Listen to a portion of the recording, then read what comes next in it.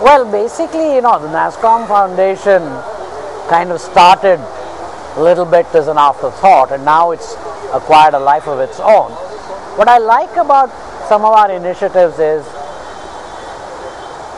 seemingly small stuff but big value.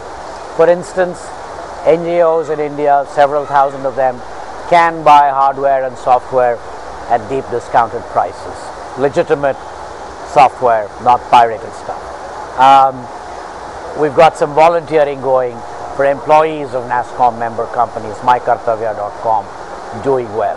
We've got some training programs going in different parts of the country, Hyderabad, Delhi, Sangli. So we're able to get underprivileged people trained to enter the IT and BPO. So variety of things which are combining quite nicely, I would say, civic society needs with corporate outreaches. Yeah, this is always a question, right? Are we just doing this as a PR gesture because we are accused of elitism? Let's do something.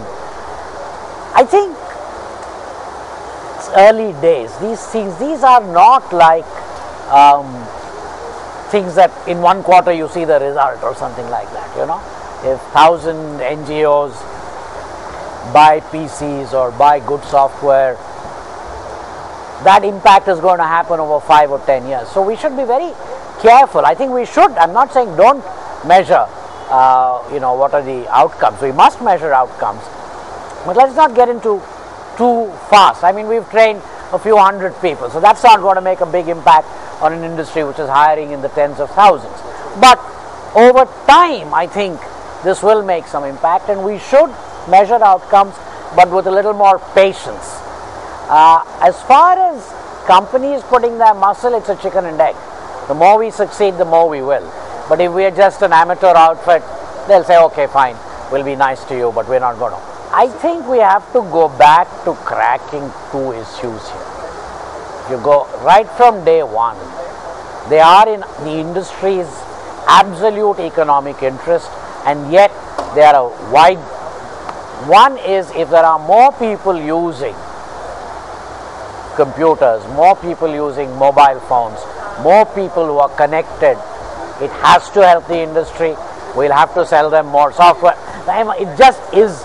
So getting the digital divide out means, inclusive use of computational technologies. That goal remains. Good for us economically, good for the country, good for the people. The second one is human capital development. Again, good for us economically, more trained people, better. But I think now we have enough evidence that without human capital development, forget our industry, the country at large is not going to prosper, which means this whole demographic dividend will go waste, means all of us will suffer. Those overarching themes, those two will continue. Now, but then giving NGOs low-cost software, how does that tie in? We have to work that out, okay? Because these decisions can be justified in themselves, but the danger of getting caught in some of these micro good initiatives is that you forget the overarching theme. So we have to constantly go back and forth between good tactics and good strategy. Yeah, that fellow who did the SMS-based Mohalla, he's now become pretty big. I think he's self-sustaining, he's cash flow positive, he's gone abroad, this, that. So yeah, at least, it's a nice. Why, the Kolhapur guy is also very good, the government fellow. He's actually, we have some numbers there, where a number of female children being born, therefore of female children not being aborted, female fetuses not, has actually increased, the trend is positive. Okay, so we have a couple of things there. Yeah. Well, I think there's two. One is to try and embed in your business strategy itself something that's inclusive. In other words, if you can make a product at a lower price point to expand the market itself, you're doing something inclusive. The second is to understand, to be sensitive to the fact that in the absence of a good ecosystem, we all suffer.